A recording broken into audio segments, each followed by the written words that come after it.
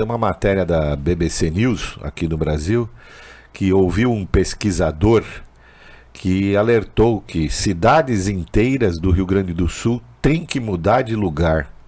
E alertou para o despreparo contra as chuvas. Esse alerta não foi feito agora não. Exato. Já vou antecipando na notícia que esse alerta foi feito em junho de 2022, para você ter uma ideia, né? Quase 2 anos atrás praticamente. E eu já abro aspas para o que ele disse aqui, o Marcelo Dutra da Silva. Ele disse o seguinte, abre aspas: o comportamento das chuvas mudou. Eu tenho feito um levantamento e já percebi que de 2013 para frente nós temos um acumulado de precipitação de chuvas no mês de mais de 300 ml. A minha pergunta é, o que nós, por exemplo, na Defesa Civil, temos programado para prever essas possibilidades? Em algum momento vamos começar a ver inundações em áreas em que a água não chegava com tanta frequência e vamos lembrar disso que estamos falando aqui? Fecha aspas. Esse alerta, repito, foi feito em junho de 2022, durante uma audiência pública na Câmara Municipal de Pelotas, Rio Grande do Sul, e é apontado em vídeos nas redes sociais como a profecia à luz das inundações que já deixaram agora pelo menos 90 mortos lá no Rio Grande do Sul. Ela é do ecólogo Marcelo Dutra da Silva. Ele é doutor em ciências e professor de ecologia na Universidade Federal do Rio Grande. Na ocasião, durante um debate sobre as mudanças climáticas, o pesquisador chamava a atenção aí para o fato de que muitas cidades gaúchas estavam totalmente despreparadas para chuvas extremas.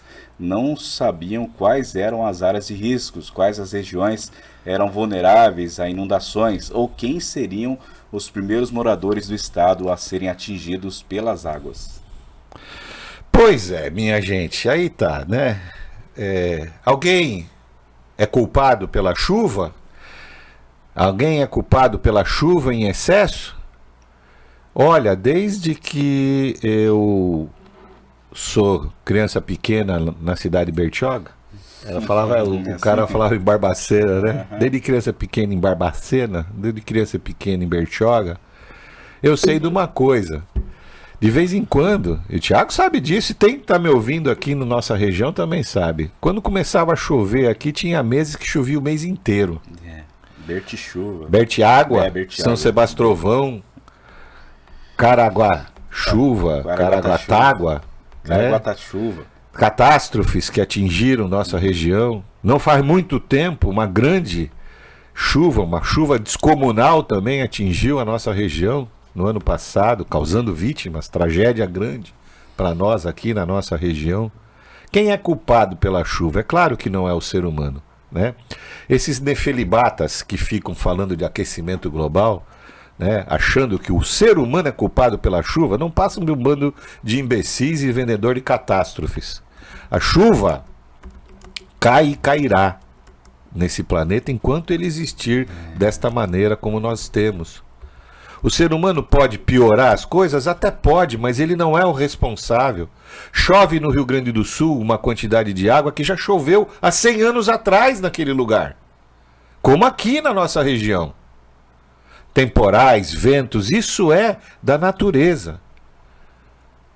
O que eu vejo, não sei se vocês concordam comigo, que o problema não é a chuva em si. A chuva, quando ela cai em uma quantidade razoável, ela é necessária. Quando ela exagera, é que ela traz problema.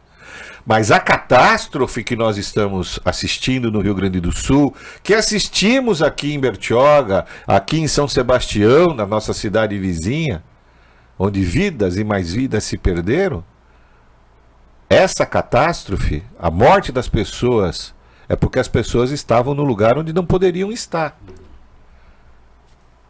Ou a cidade foi construída, e essa é a situação do Rio Grande do Sul, como o Thiago acabou de ler, no lugar onde ela não poderia ser construída.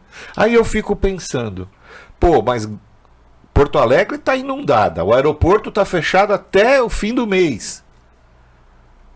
As águas vão demorar a baixar, não tem água potável, os gaúchos têm que sair de Porto Alegre. Isso está causando um outro drama, porque os infelizes, para só usar uma palavra leve essa hora da manhã, vão lá roubar a casa dos que estão tendo que desocupar por conta da chuva. Olha como nós estamos, né? Fora as outras pilantragens todas que acontecem. Mas Deus é justo, há de dar recompensa para quem faz essa maldade de judiar dos outros, que já estão todos judiados, né? Agora, Tiago, se a cidade, caro ouvinte, se a cidade não podia estar lá, ou se tivesse lá, não haveria de ter medidas mitigando esse problema? Eu vou pegar um caso só. Desde também de que eu era pequeno, na escola, a professora me ensinou na aula de geografia que existem países na Europa que estão abaixo do nível do mar. Holanda é um deles. A gente chama de países baixos, porque a terra está abaixo do nível do mar. Como assim? E não é 1 centímetro, 2 centímetros. São metros e mais metros. O que tem lá para conter? Porque lá não tem inundação. Não nessa proporção. Não uma inundação que causa tanta coisa. Construíram há muitos e muitos anos atrás um sistema de diques que controla a água, o nível da água. Ótimo, tá bom. Beleza. O que é que tinham lá de diferente daqui? Gente interessada em resolver o problema. O governador gaúcho, o Eduardo Leite, disse que não é hora de se achar culpados agora, nem se discutir isso. Eu também concordo com ele, não adianta você ficar falando disso. Só que eu tô aqui, né, em Bertioga, e aqui em Bertioga é fácil eu falar isso. Porque a minha casa não alagou, eu tô com um sol bonito aí fora, vocês que estão me ouvindo, tá tudo tranquilo. Mas fala lá pro cara que hoje acordou, ele não sabe nem aonde, e aonde ele estava, onde ele morava, a casa que ele demorou para conseguir conquistar, construir. A vida toda, né? Os móveis, a geladeira nova, o fogão, o sofá, a cama, o guarda-roupa dele não existem mais. Fala, Eduardo Leite, que não tem culpado isso para ele. Tem que engolir assim. É difícil, é dolorido, não é fácil. Tem culpado, sim. É óbvio que tem culpado. E não é um culpado, são vários culpados. Governantes só, chefes de poder, governadores, prefeitos? Não, não são só esses. Também lá tem cada um pedacinho dessa culpa. Mas tem mais gente que tem. E eu gosto sempre de falar numa raça chamada ambientalista. Esses são os sujeitos mais nocivos.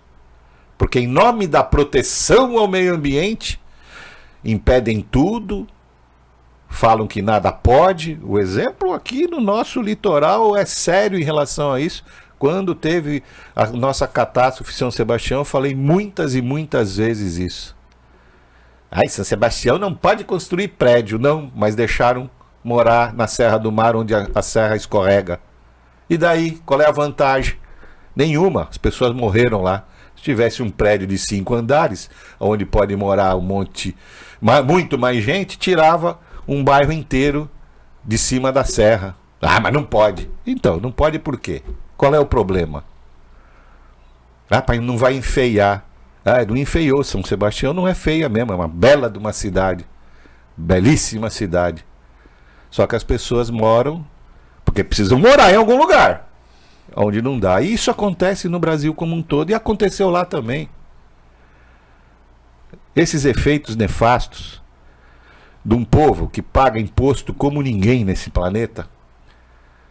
40% do que a gente ganha quase é pago de imposto e tem esse retorno miserável, ridículo, esdrúxulo. Só a solidariedade humana mesmo nessas horas é que traz um pouquinho de alívio pra gente. Só ela. Porque de resto, né? De resto não tem o que falar. Não há aqui, né? Há quase um século atrás, a cidade de Porto Alegre também passou por uma situação semelhante à de hoje. O rio subiu mais de 4 metros. E veja que não é muita diferença. Subiu 3, 4 metros o Guaíba, inunda Porto Alegre inteira. Por quê? Porque Porto Alegre não podia estar naquele lugar. Ou se estivesse, tinha que ter um sistema de comporta suficiente para que as águas não invadissem a cidade. Ou uma coisa ou outra. Eu acho que por tudo o que aquele povo gaúcho produz de riqueza e de renda, já era para eles terem uma capital protegida de inundações. E as cidades que ficam ao longo dos rios, Taquari, Rio Caí, Rio Jacuí, Rio dos Sinos, conheço um pouco aquela região, Rio das Antas, não podem estar onde elas estão. Não pode estar com o rio à beira da porta. É lindo uma cidade com o rio na beira da porta, mas como fala o Tiago, a hora que arrebentar a barragem lá em cima, a cidade vai ficar todinha debaixo d'água. Eu não posso ter as situações assim. Né? É o que eu penso, humildemente. E o planejamento, né? Ninguém é culpado, mas e o planejamento que foi feito? Foi feito algum planejamento para uma prevenção? Então. E falando sobre as chuvas, trazer um ponto para cá também, aconteceu em Dubai que eles têm um sistema lá que eles produzem uma tempestade, né? Para poder produzir chuva. Você viu o que aconteceu lá? Foi a maior inundação lá, temporal, que teve tempestade em Dubai, né? Então essa é uma técnica que também me chama a atenção, viu? Isso aqui já é uma interferência do humano, né? O ser humano querendo criar a chuva. Então, só para registrar, o problema do Rio Grande do Sul, como o problema de todo, como foi o nosso aqui, né? A causa é sim a chuva. Eu não acredito, mas nem um pingo que seja essa questão de mudança ou emergência climática. Eu acho que eles querem nos fazer de idiotas ao afirmar que a questão é essa. O aquecimento global. Mentira! Como eu disse, né? Está registrado. Porto Alegre, em 1941, teve uma enchente do mesmo tamanho da de hoje. Só que tinha morando na cidade, o número 20 vezes menor do que mora hoje. É isso. Bom, seguindo aqui a nossa... Como tem barragem para lá? Sempre eu vou ficar nessa tecla aí, porque também influencia bastante. Não tem nada a ver com o que você está falando. A barragem lá encheu, transbordou aqui, a água vai para onde? A hora que abre aqui a barragem, transbordou. Essa água vai atingir aonde? Tem muita barragem. Muita barragem. Bom, a gente segue o nosso Jornal da Praia aqui, já fizemos os comentários iniciais, 8 horas e 35 minutos, falamos aí da questão da inundação no sul do nosso país, também da situação do Brasil exposto no Congresso americano, né, que lá, com todas as letras, na audiência do comitê do Congresso americano, a ditadura brasileira está exposta, não é?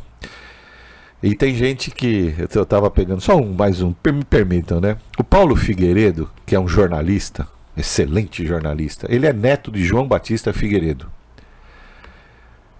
Você vê como os nossos jornalistas, entre aspas, aí eu coloco entre aspas de novo, né? Na tentativa de desqualificar o Paulo Figueiredo, toda vez que falam dele, falam neto do ex-ditador. Olha só, né?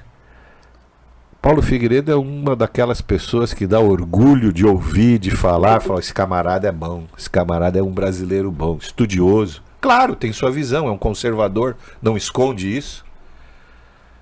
Mas não é um ditador. E pelo fato dele ter sido neto do último presidente da era militar, isso não o desqualifica em nada. A não ser para os idiotas, imbecis, que ficam nas redes sociais e nas redações de jornais, querendo qualificá-lo de um sujeito fascista, porque quando o cara fala isso é para desqualificar, né? Como neto do João Batista Figueiredo. Seu avô foi um cara muito legal, foi ele que permitiu, inclusive, que tivesse a abertura que hoje nós tivemos nesse Brasil e que deu aí a oportunidade desses falsos democratas estarem no poder. Falei, pronto. Tiagão, vamos fazer um giro de notícias aqui pela nossa região, né? Cíntia Bonetti está dizendo que está saindo da dengue. Ô, Cíntia, que bom. Ela ficou judiada com a dengue. Teve dia que ela nem participou do jornal aqui, a gente percebeu. Dagmar também dando um bom dia para nós, não é? Sorria com os que sorriem, chorem com os que choram, assim diz o Senhor. Eduardo Quaresma, como a dona de um bordel. E Luiz Inácio Aedes aegypti nega a ajuda do Uruguai, diz que não precisa. Que tristeza. E o Congresso expõe toda a desgraça da qual está sujeita o povo brasileiro. Comentário do Eduardo Quaresma. Bom, não dá para ficar só com notícia assim que fica ruim o jornal, né? Vamos levantar um pouquinho o ânimo, Thiago? Coloca na internet depois que acabar o jornal aí, onde estão as barragens do Rio Grande do Sul. Aí vai mostrar um mapinha. Tem um monte de Cada barragem. pontinho vermelhinho é uma barragem.